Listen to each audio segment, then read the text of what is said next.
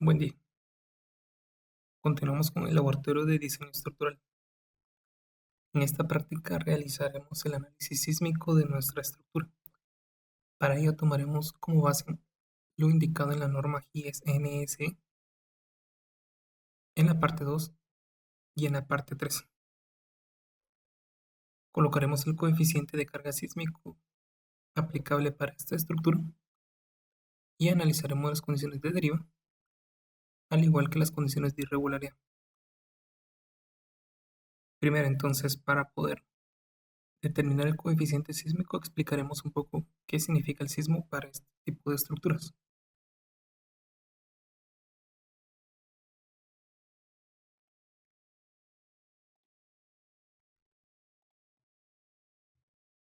Como un objetivo básico para la norma, el diseñador estructural deberá proveer un mínimo de seguridad a la estructura y eso se cumplirá si uno sigue los pasos y los criterios que esta norma indica. Entonces veamos, los objetivos principales de la norma son, como primer punto, es proteger la vida y la integridad física de las personas, no en sí, en la estructura como tal. Debemos de proveer un mínimo de calidad estructural de modo que las fallas que se den sean fallas controladas y que no existan colapsos. Una parte importante de las condiciones de la norma es que las normas pueden sufrir daños, como lo indica la norma, ya sea en un menor o un mayor grado dependiendo del nivel de protección que le demos. De forma automática la norma ya está calibrada para que esos daños sean controlados. Como ejemplo, existen sismos cotidianos, los sismos que existen día a día, que tal vez no son perceptibles. Existe un sismo de diseño con el cual analizaremos la estructura y existe un sismo último o extremo. La norma para Guatemala está establecida que con un sismo severo las estructuras pueden llegar a sufrir cierta cantidad de daño, pero con el sismo de diseño, en teoría nos deberíamos de encontrar en un punto intermedio de esta gráfica, que es el criterio de desempeño que una estructura puede llegar a tener. Por ejemplo, los sismos cotidianos, los sismos 6.5, 4, 5 o lo que sea la magnitud que se den, que sean día a día, no logran hacer que las estructuras entren en un rango no lineal o inelástico. Por ende, el daño que sufren es mínimo o nulo, podríamos decir. Un sismo de diseño, que sería, por ejemplo, un sismo que alcance las aceleraciones pico que el espectro nos está proporcionando, logrará que la estructura entre en el rango no lineal y esto hará que entonces los materiales fluyan y podamos llegar a encontrar cierta cantidad de daño. Para un sismo extremo, el cual saldría de la probabilidad de excelencia que el código nos indica, podríamos llegar a sufrir daños extremos, pero nunca un colapso. Los colapsos, bajo ningún punto de vista, son permitidos en cualquier norma. Entonces, las normas ajíes están calibradas de modo que los daños que vayan a sufrir nuestras estructuras puedan llegar a ser mínimos para el sismo de diseño. Entonces, veamos qué dice la norma.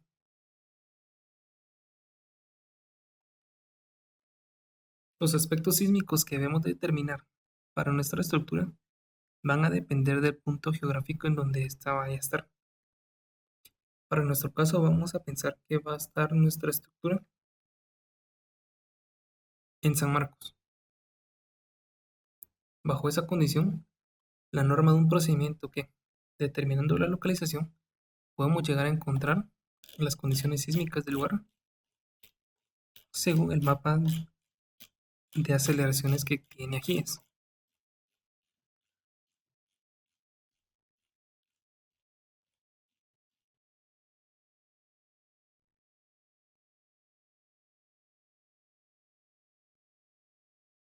Y nuestro objetivo será encontrar esto, un cortante basal para la localidad que nosotros vamos a escoger.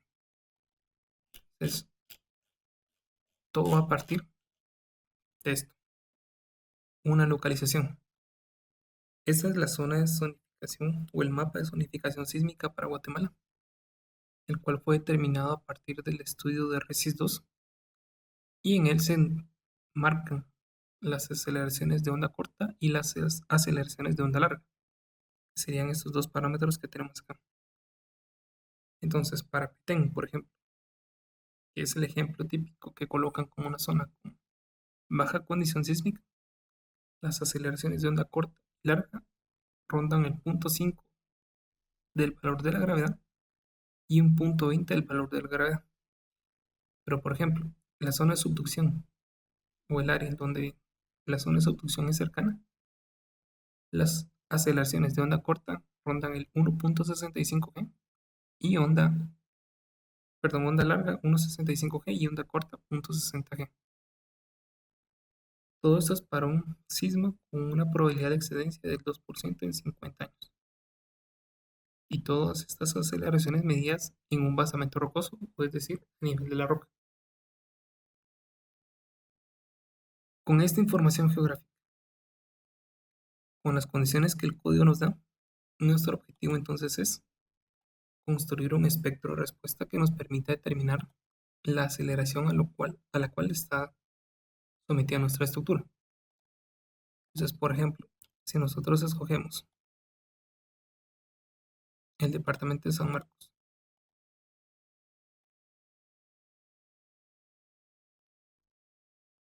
y como municipio San Marcos, tenemos una aceleración según la localidad de 1.5 veces el valor de la gravedad, 0.5 veces el valor de la gravedad onda corta y un factor de importancia sísmico igual a 4. La clase de sitio, para este ejemplo escogeremos una clase de sitio D. Esta clase de sitio depende de la velocidad de la onda que puede llegar a ser transmitida debido al sismo en el estrato que estamos analizando. Y el tipo de fuente será el tipo de fuente que vamos a analizar. Todo esto lo explicaremos de forma breve, puesto que lo verán de forma detallada en su clase teórica. Pero, para Guatemala no existe una fuente de masa sísmica A, y eso puede ser verificado en mapas de intensidad que tiene Conred, por ejemplo, en su página de internet. Pueden ser descargados de forma libre y pueden verificar ahí las aceleraciones. Ninguna de ellas marca una fuente A. Entonces, asumiremos una fuente B, una distancia al foco horizontal desde el lugar de nuestra estructura hasta la falla más cercana, para aproximadamente unos 15 kilómetros.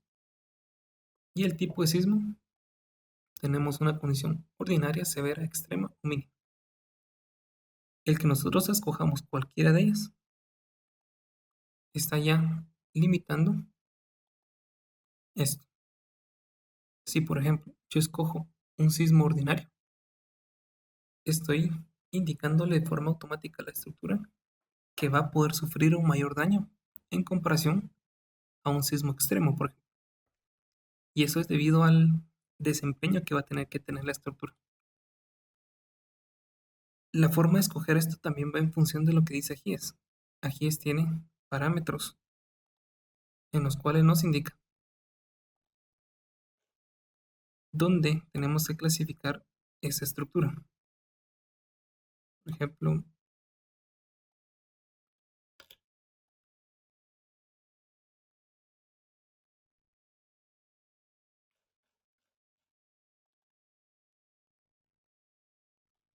acá nos da las definiciones de lo que significa un sismo básico, severo, extremo o mínimo. Y esto está en función de la clasificación de la obra. Por ejemplo, un hospital o una cárcel no pueden ser catalogadas como obras con un sismo ordinario, por ejemplo, o un sismo mínimo. ¿Por qué? Si tomamos como ejemplo un hospital, yo no puedo permitir que tenga daño o daño severo, puesto que es un lugar en donde sé que después de un evento sísmico va a haber recurrencia de gente que esté buscando asistencia médica o una cárcel. O si regresamos al ejemplo del hospital, en un hospital donde hay pacientes en camillas, los pacientes no pueden salir de la estructura. Por ende, el daño que uno esperaría tener en ese tipo de lugares es mínimo, puesto que si se recuerdan, la primera condición que leímos fue que esto está pensado para proteger la vida y la integridad física de las personas que ocupan las edificaciones. Ahora, si colocamos un ejemplo de una pasarela, hace poco hubo un antecedente en donde se indicó que una pasarela podía llegar a tener sismo ordinario, es decir, un sismo mínimo, de una consideración muy baja de absorción de carga sísmica, lo cual parece un poco contradictorio al criterio de proteger la vida, pero es un criterio que la norma tiene indicado. Entonces, la clasificación de las obras se pueden leer de igual forma en la norma. Allí hay un listado en donde se les dice qué es lo que se espera de cada uno de los elementos y cada una de las obras dependiendo de la importancia que éstas puedan llegar a tener. Pero para la construcción de nuestro espectro, y puesto que esto lo verán en la parte teórica de su clase, lo saltaremos un poco e iremos a platicar ya del espectro. A partir de la selección de esto, vamos a seleccionar una obra que tiene un sismo ordinario, puesto que es una torre de apartamentos bajo. A partir de esta selección, según nuestro criterio, y de las tablas que el código da, llegamos a obtener valores de pseudoaceleraciones, con lo cual podemos construir nuestro espectro. Entonces, en este caso, tenemos un espectro que va desde un periodo de 0 a 4 segundos, o un R, según la clasificación de la obra y la tipología que es marcos especiales resistentes a momentos, un R igual a 8. Por ende, nuestra aceleración tope será 0.99 como valor de la gravedad, un CS minorado por R de 0.12. Entonces, tenemos que determinar ahora qué porción de esta gráfica está nuestra estructura dependiendo del periodo que vaya a tener. Para eso hacemos uso de la norma. Aquí hay un error que está corregido en la fe de ratas de la norma.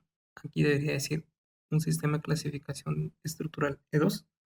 Aquí 1, 1 y E1.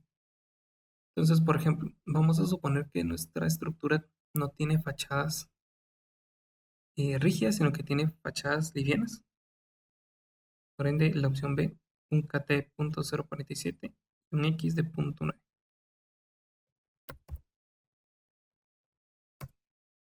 La altura de nuestra obra la vamos a medir en el modelo. Tenemos 22 metros.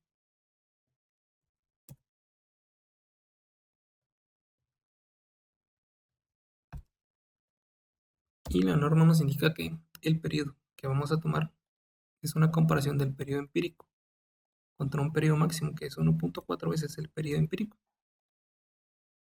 Y entonces tenemos un periodo para esta obra teórico de 1.06 segundos. Con eso y un valor R8, que es el valor del coeficiente de reducción sísmica, tenemos un coeficiente de sismo de 6.4%.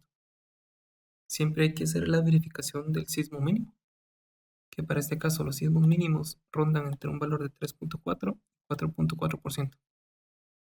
Por ende, este valor nunca puede ser menor a estos dos parámetros.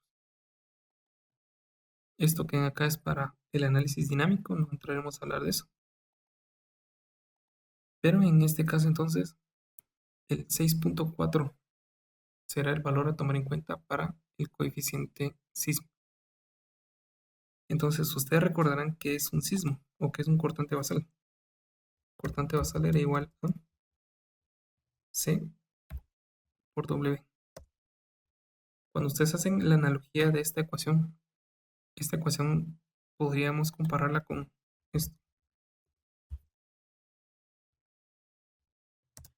Fuerza es igual a aceleración por masa. Un porcentaje del peso de la estructura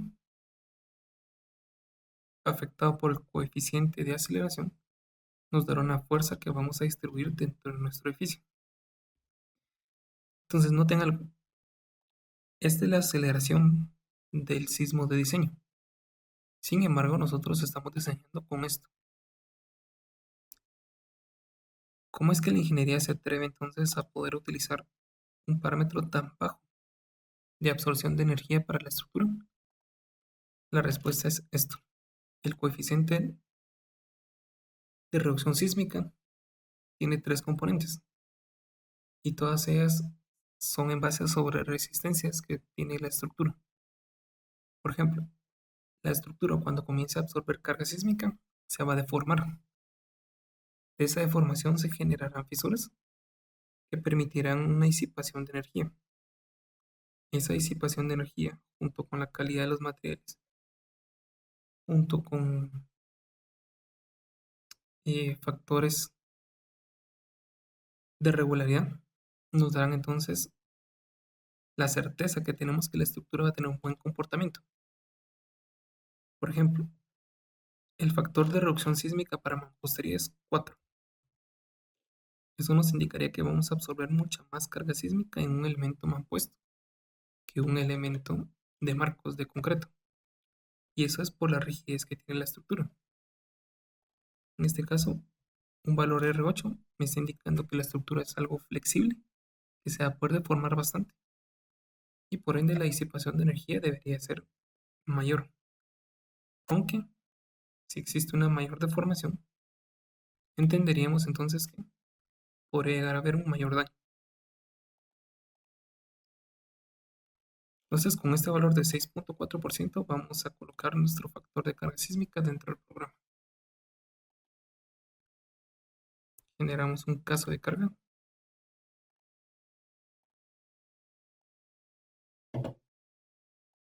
Sismo en X.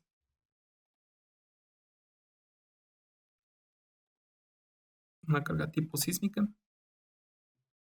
Por medio de coeficientes. Agregamos. Modificamos la carga. Decimos que es una carga X con una excentricidad accidental del 5% como mínimo. Y un valor de 0.06, 4% de carga sísmica. El sismo va a estar distribuido desde la base hasta el nivel 6, es decir, desde el nivel de zapata hasta el último nivel. Tenemos la posibilidad nosotros de indicarle al programa, por ejemplo, que el sismo parta del nivel 3 al 6. Eso podría darse como ejemplo si la estructura tuviera sótanos. Y podríamos pensar entonces que a nivel de los sótanos que están enterrados, pues no hay una deformación, puesto que está confinado por la tierra, los cerramientos, el nailing, pantalla de pilotes o lo que podamos llegar a tener ahí. Para nuestro caso vamos a suponer que el sismo viene desde la base y llega hasta el último nivel. Creamos de igual forma una condición de carga Y con una excentricidad del 5% como mínimo. Valor K. Este valor K dependerá del periodo que tiene nuestra estructura.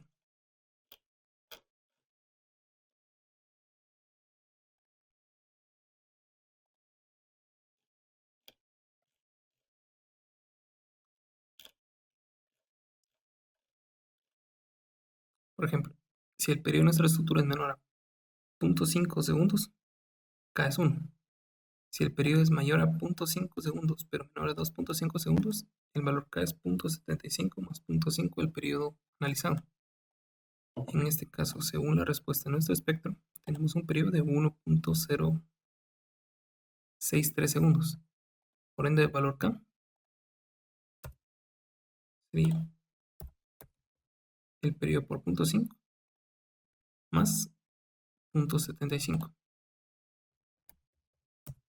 Tenemos un valor acá entonces de 1,28 a modificar en ambos sismos.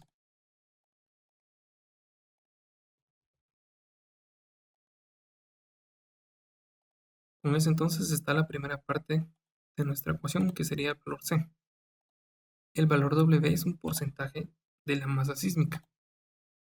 Veamos que no indica pesos como tal, sino aquí en el programa indicaremos masas. Vamos a pedirle al programa entonces que nos dé la fuente de masa que va a tener nuestro sismo. Entonces,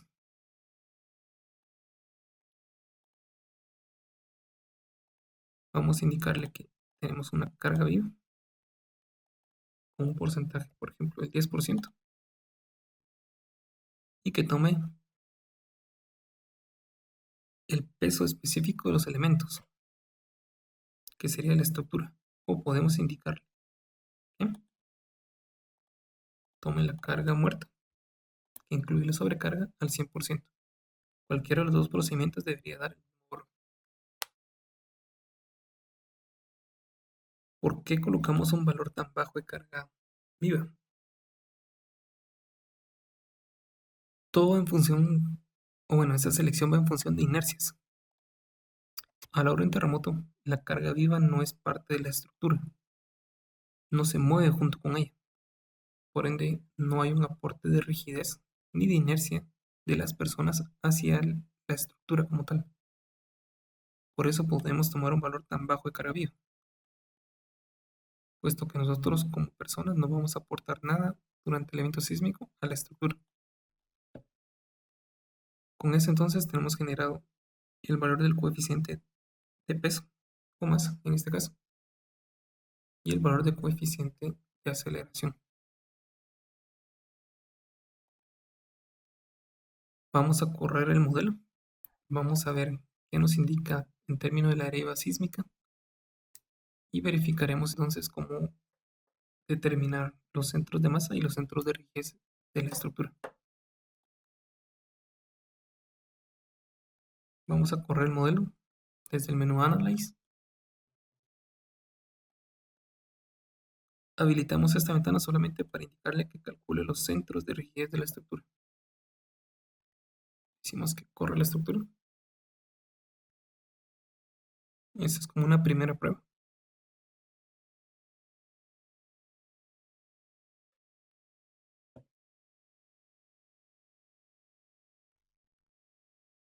Y el programa comenzará a integrar todo lo necesario para poder determinar, en este caso, deformaciones, esfuerzos, fuerzas dentro del elemento que estamos diseñando.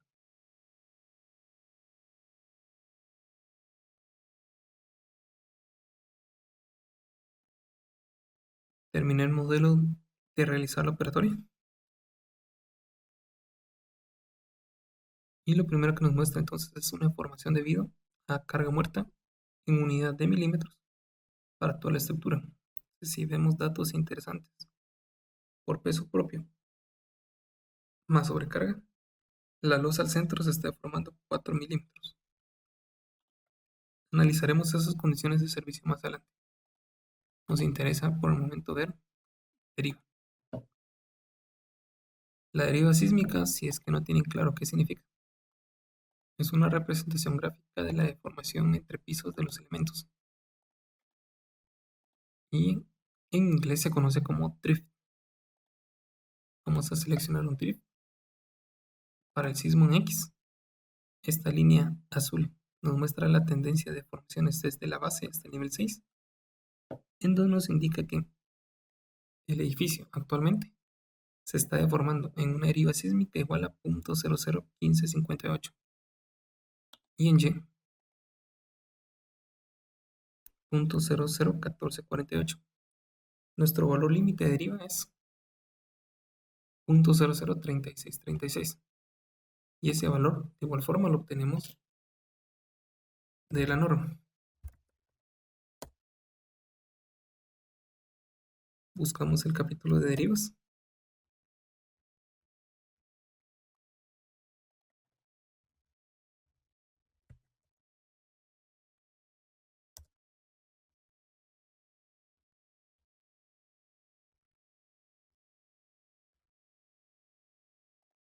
Parte 3 debería estar.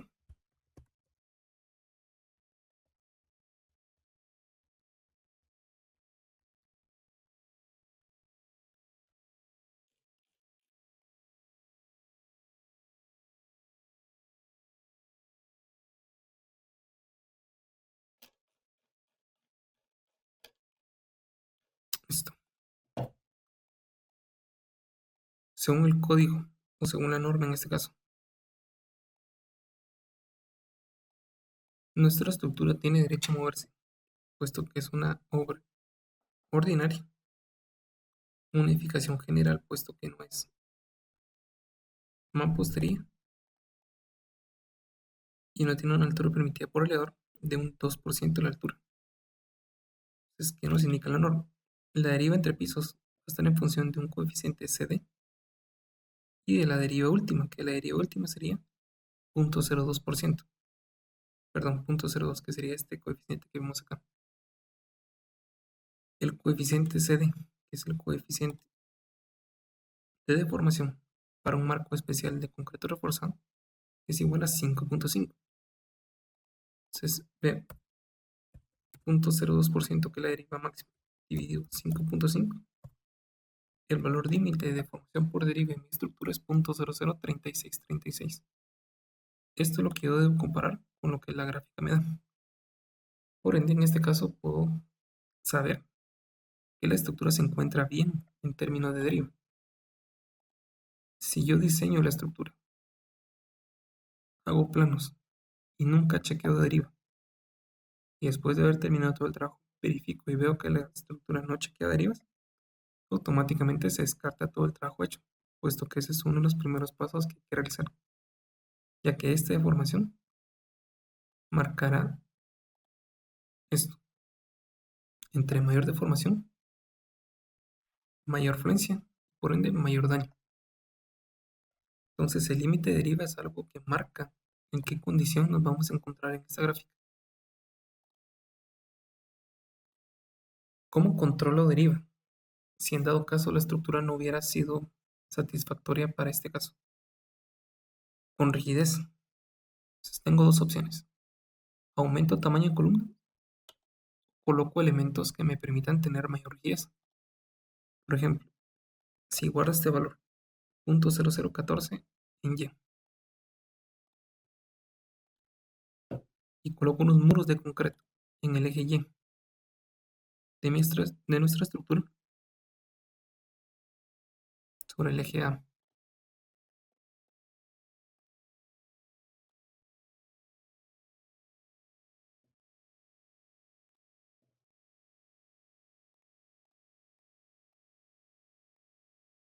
no me importa mucho ahorita la propiedad del muro, no es algo que vamos a determinar ahorita.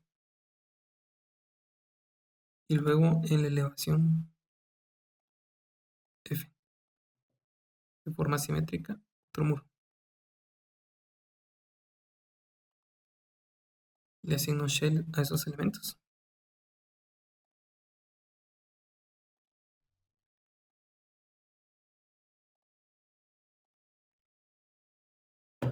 Un shell de muro.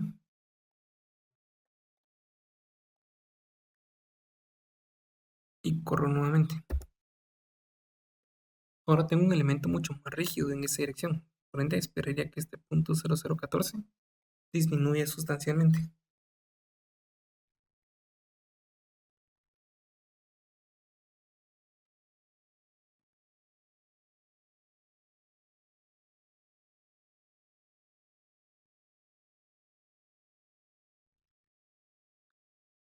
ya que el programa terminó los procesos.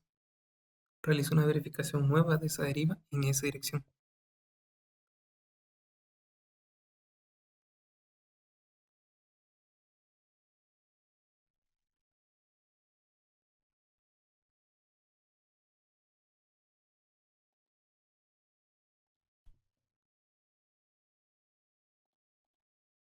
Drift en Y. Y ahora puedo notar entonces que tengo una deriva de 0.00072. Bajó sustancialmente. Pero existe esto. un cambio muy abrupto en la deformación del elemento. Eso nos lleva entonces a la siguiente parte de verificaciones, que es regularidades. El código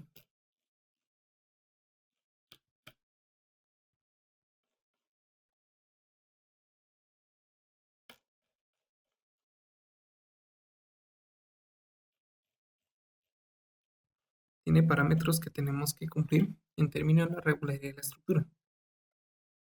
Entre mejor esté planteada la estructura, un mejor comportamiento va a tener. Por ejemplo, irregularidades en planta, irregularidades en elevación. En planta, ¿qué podemos tener? Giro mayor del diafragma, giro extremo del diafragma, esquina entrante, diafragma discontinuo, desfase lateral y sistema no paralelo. Veamos qué significaría un giro mayor en el diafragma. La deformación de esta estructura, si la vemos, por ejemplo, en el segundo nivel y vemos la deformación en dirección Y,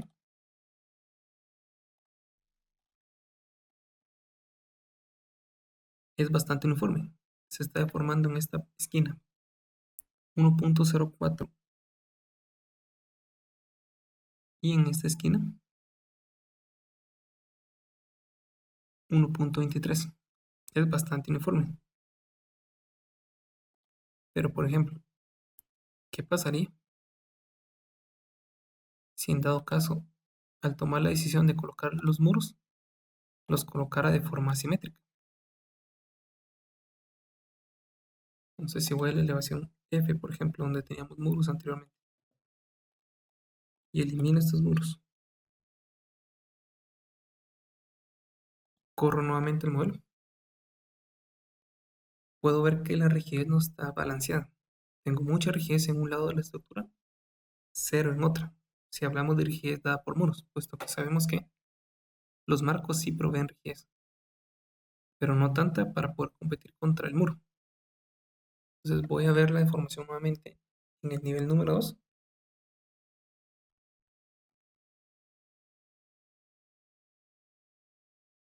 Y si supero lo que acá me indica,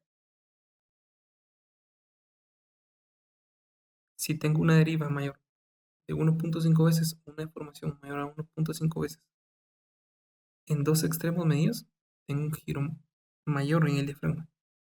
Si es 2.3 veces, tengo un giro extremo. Y si esto pasa, pues hay ciertas consideraciones que debería tomar. Veamos el nivel número 2. Y veo la deformación siempre en Y. Puedo notar ahora que tengo un giro en este extremo de 0.88 contra 12 milímetros. Por ende,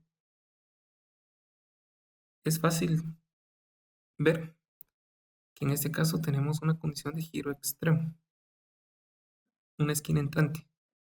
Una esquina entrante se podría llamar un edificio que tiene una forma de L, en donde aquí indica qué consideraciones hay que tomar para que eso vamos a analizarlo.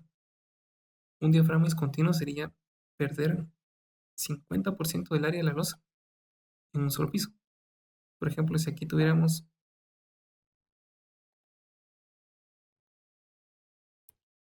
en estos 15 cuadros, si tuviéramos, por ejemplo, 9 cuadros vacíos, habría una discontinuidad del diafragma bastante severa, para lo cual habría que tomar consideraciones que acá están dadas en código.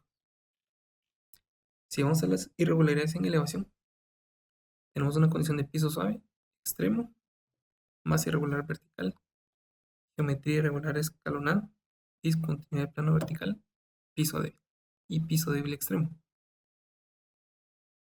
Entre piso suave y piso débil hay una gran diferencia. El piso débil, por ejemplo, es una condición totalmente prohibida por códigos. El piso débil no es nada más que, si vamos a la elevación A,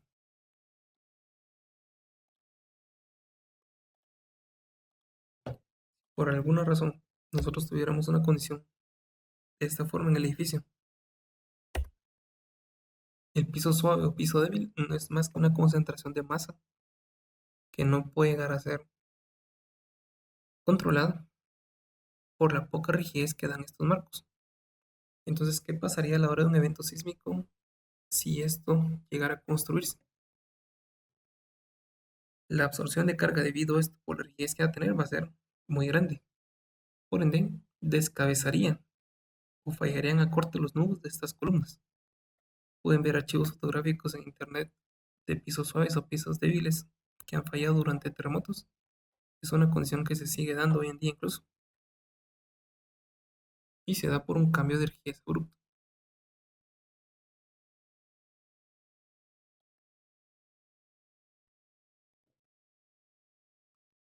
Entonces, esta es una responsabilidad compartida. Típicamente hay cuatro actores que intervienen de forma que una estructura pueda llegar a terminar bien su vida útil. Primero está el arquitecto, después el diseñador estructural, el dueño de la estructura y el constructor. FEMA, que sería el análogo de Conred para Estados Unidos, tiene una norma que es el riesgo sísmico en estructuras y es un manual específicamente para arquitectos. ¿Por qué? De ellos es donde vienen muchas veces los malos planteamientos. Entonces las irregularidades que vimos en las tablas acá están catalogadas y explicadas de una forma mucho más amplia, que cualquiera de ustedes podría llegar a leer esto, pues para enriquecer un poco la cultura general. Acá están las irregularidades en planta que habíamos discutido. Eso sería una esquina entrante. Ese sería el punto que va a sufrir en la estructura. Aquí está una discontinuidad de diafragma, sistemas no paralelos y pérdidas de rigidez. Por ejemplo, configuraciones en elevación, que es lo que estamos platicando, masas concentradas en la parte superior, discontinuidad en la rigidez. Por ejemplo, esta rigidez no es capaz de competir y transmitir fuerzas hasta este punto. De igual forma acá, la rigidez de este plano de muro no puede competir, o mejor dicho, este sector del nivel 1 no puede competir en rigidez con la rigidez que tenemos en la parte superior, por ende es un piso suave.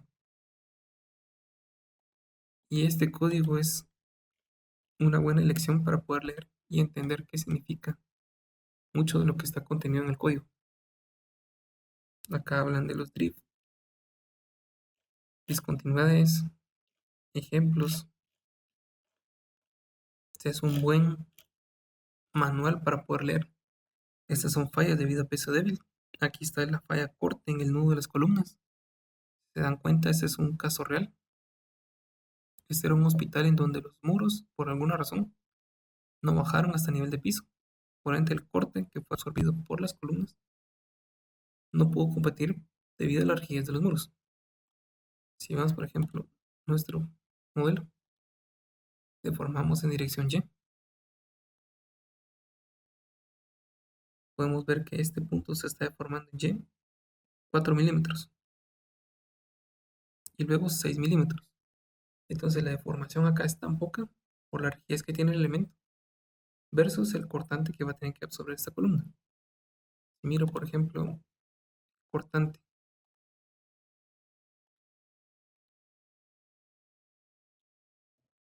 de esa columna por el sentido Y, vemos que hay una absorción muy grande de cortantes en estos puntos, que tendrán que ser absorbidos entonces por la cabeza de la columna y por el nudo, lo cual va a ser difícil de poder controlar.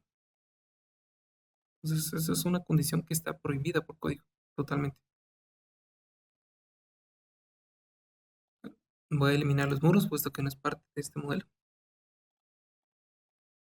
Y verificando que la condición sísmica de deriva ya fue satisfactoria, vamos a determinar entonces los centros de masa y rigidez de nuestra estructura. Y con eso, en la parte teórica de su curso, ustedes verán cómo obtener las torsiones máximas que se están generando en el edificio.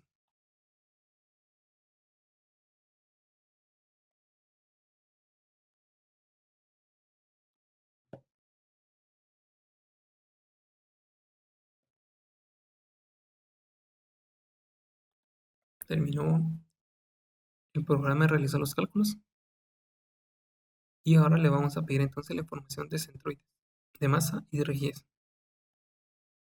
Desde el menú slide vamos a pedir que nos muestren unas tablas.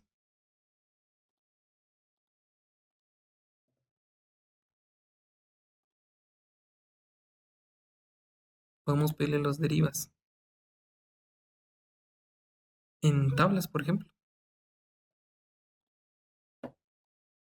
Y acá le podemos pedir los centros de masa y centros de rigidez. Vamos a pedirle los drift para poder ver información tabulada.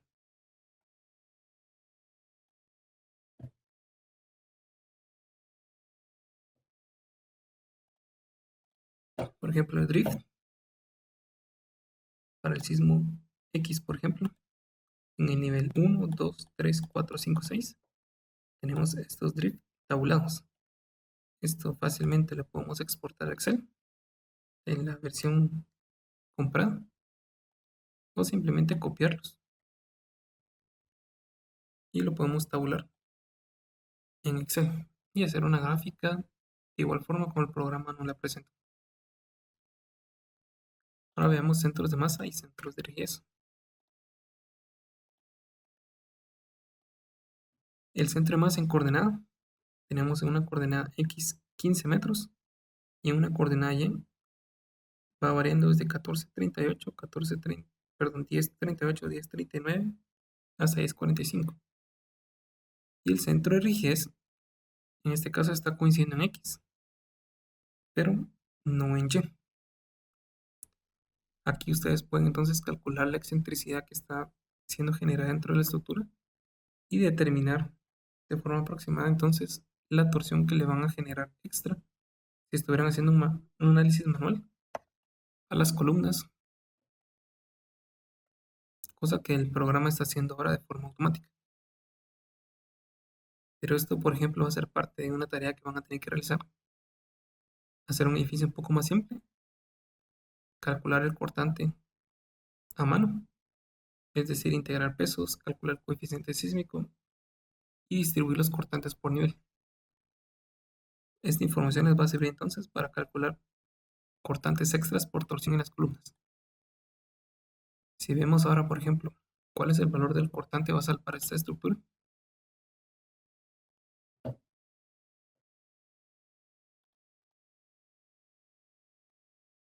cortantes por nivel, sismo X, por ejemplo, esta es la distribución de corte que va a tener la estructura en cada uno de los niveles. Por ejemplo, este edificio tiene un cortante basal de 151 toneladas en la base, la cual, debido a la rigidez de cada uno de los marcos, se está distribuyendo de esta forma. Y de igual forma, esto lo pueden ver tabulado y compararlo con análisis manuales que van a tener que realizar. En Y sería exactamente lo mismo, puesto que tenemos el mismo coeficiente y la misma masa, un cortante basal de 151 toneladas.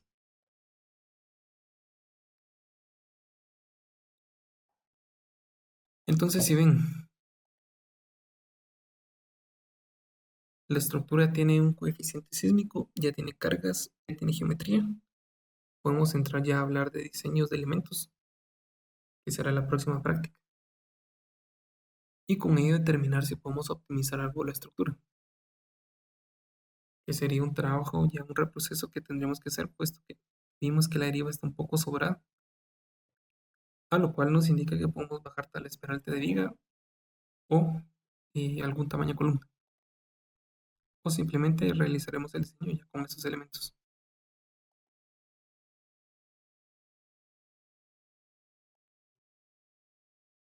Otro punto importante es que nosotros habíamos analizado la estructura aplicándole diafragmas rígidos. Por ejemplo, yo puedo ver el cortante basal que está llegando al diafragma como tal. Y esto también lo podemos ver de una forma tabulada.